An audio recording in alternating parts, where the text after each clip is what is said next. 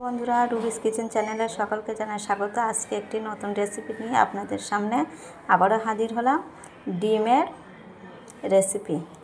এটি খুবই সুস্বাদু আর কম সময়ের ভিতরে এটি রেডি হয়ে যায়।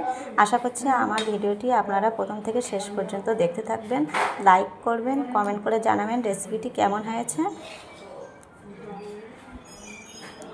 এ দেখুন, খুবই সুন্দর এই রেসিপিটি।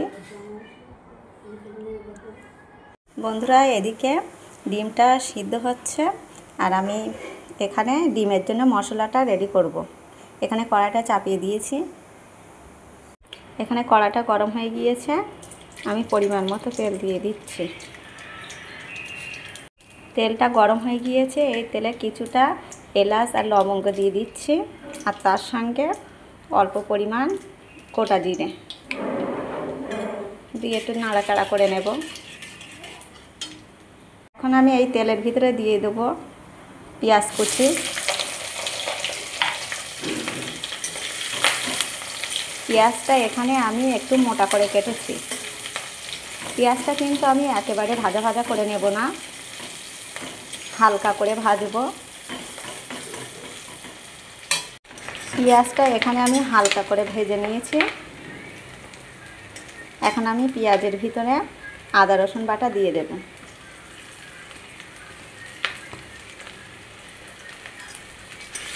দিয়ে ভালোভাবে পেঁয়াজের সঙ্গে নাড়াচাড়া করে নেব। আমার আদা রসুন আর পেঁয়াজটা ভালোভাবে কষানো হয়ে গিয়েছে। এখন আমি ঢেলে দেব 3টি বড় সাইজের টমেটো কুচি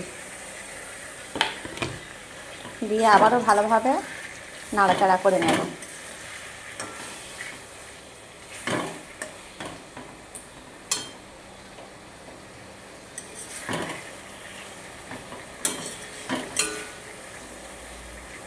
সবসময় লক্ষ্য রাখতে হবে যেন মশলাগুলো পুড়ে না যায়। বন্ধুরা, এখানে আমার ডিমগুলো সিদ্ধ হয়ে গিয়েছে। এখন নামিয়ে নেব, নিয়ে খোসাগুলো ছাড়িয়ে নেব। এই অবস্থায় আমি কিছু গুঁড়ো মশলা অ্যাড করব। প্রথমে আমি দিয়ে দেব লবণ, তারপরে দেব হলুদ, গোলমরিচের গুঁড়ো,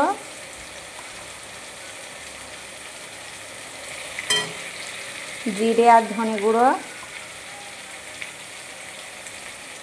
কাশ্মীরি লঙ্কার গুঁড়ো দিয়ে ভালোভাবে নাড়াচাড়া করে নেব।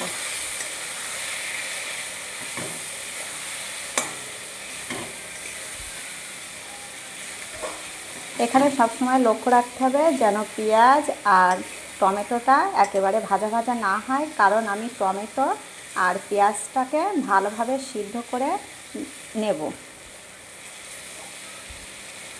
তার থেকে যে গ্রেভিটা বার হবে তাতেই আমি ডিমটা কষিয়ে নেব।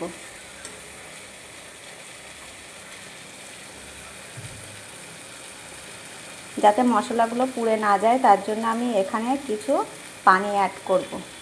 বন্ধুরা, এখানে আমি অল্প পরিমাণ পানি দিয়ে দিচ্ছি।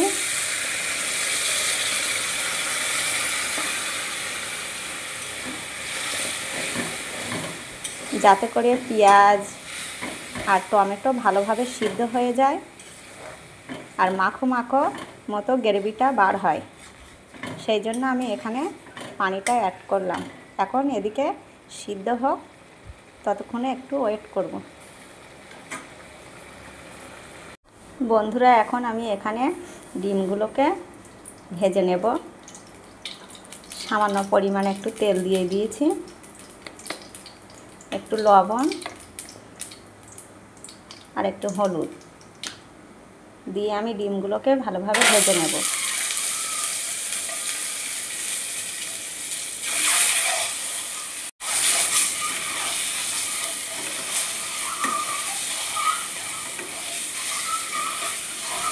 এখানে বন্ধুরা আমার ডিম ভাজাটা কমপ্লিট।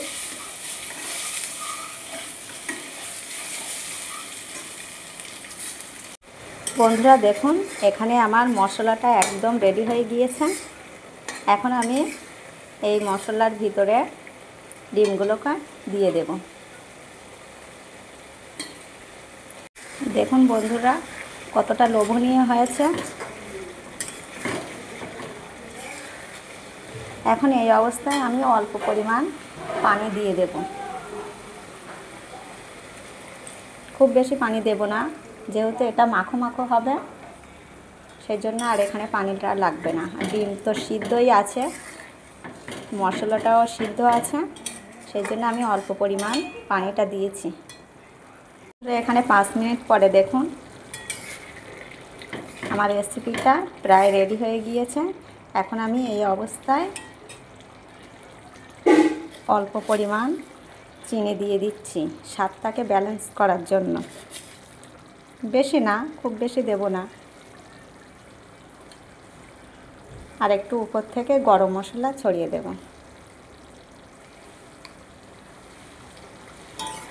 দিয়ে একটু হালকা করে নেড়ে দেব।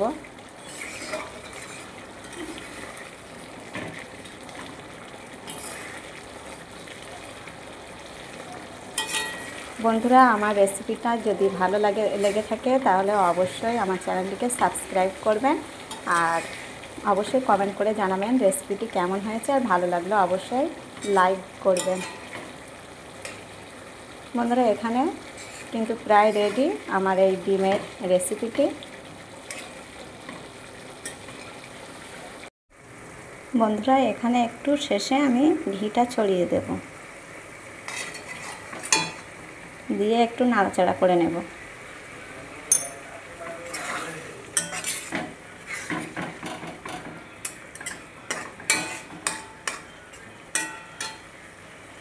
বন্ধুরা দেখুন, উপর থেকে তেল ছেড়ে দিয়েছে। এখন আমি কয়েক টুকরো কাঁচা লঙ্কা চিড়ে দিয়ে দিচ্ছি,